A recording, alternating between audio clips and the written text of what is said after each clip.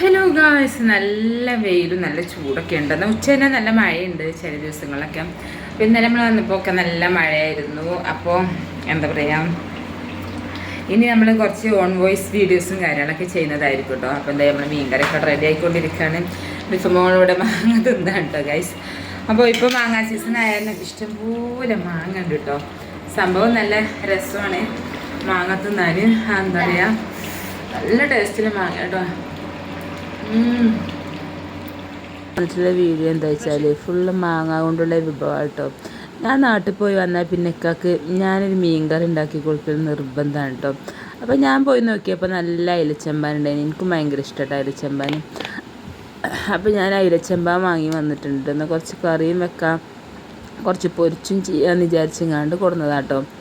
നമ്മളിപ്പോൾ ഇല്ലാത്ത കാരണം നമുക്ക് ഒറ്റ കറിമേ ഫുഡ് ആയിക്കോട്ടെ. കാരണം അവനക്ക് മീൻ പറ്റാത്ത തന്നെ വേറെ എന്തെങ്കിലും ഉണ്ടാക്കണ്ടേ.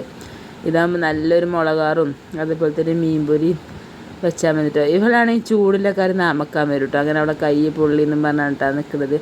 പിന്നെ നമ്മൾ കുറച്ച് പച്ചമാങ്ങ അഥവാ ചെനച്ച മാങ്ങ കേട്ടോ. പിന്നെ പഴുത്ത മാങ്ങയുണ്ട്, ചെനച്ച മാങ്ങ കുത്തിക്കടർത്തുങ്ങാണ്ട് ഉണ്ടാക്കുന്ന ഒരു ചമ്മന്തി ഉണ്ടല്ലോ, അതെനിക്ക് ഭയങ്കര ഇഷ്ടമാട്ടോ. അപ്പോൾ അതും ഉണ്ടാക്കാമെന്ന് വിചാരിച്ച് മീനിവിടെ മസാല കൂട്ടി വെച്ചിട്ടുണ്ട്. പിന്നെ കുറച്ച് തൈരും ഉണ്ടാക്കാമെന്ന് വിചാരിച്ച്. സംഭാരമൊന്നുമില്ല കേട്ടോ, വെറുതെ തൈരിൽ ഉപ്പിട്ട് മാത്രം ചെയ്യാണ്ട് കുടിക്കാമെന്ന് വിചാരിച്ച്. പിന്നെ ഇതിൻ്റെ റെസിപ്പിയൊന്നും നമ്മൾ പറയേണ്ട ആവശ്യമില്ലല്ലോ, പലർക്കും അറിയണതായിരിക്കും. വെളിച്ചെണ്ണ വെച്ച് കടുകും വേപ്പിലിട്ടാണ്ട് നമ്മളെ മാങ്ങ കുത്തിച്ച് വെച്ചിട്ടുണ്ടല്ലോ അതതിനകത്ത് ഇടുക. അത്ര വെരി സിമ്പിളാട്ടോ, നല്ല ടേസ്റ്റാണ്. പിന്നെ നന്നായിട്ട് വെറുതെ ജസ്റ്റ് ഒന്ന് വെന്താൽ മതി, എന്നാലും നല്ല ടേസ്റ്റാട്ടോ. അങ്ങനെ നമ്മൾ ഫുഡ് കഴിക്കാൻ വേണ്ടിയിട്ട് നിൽക്കുകയാണ് ഗൈസ്.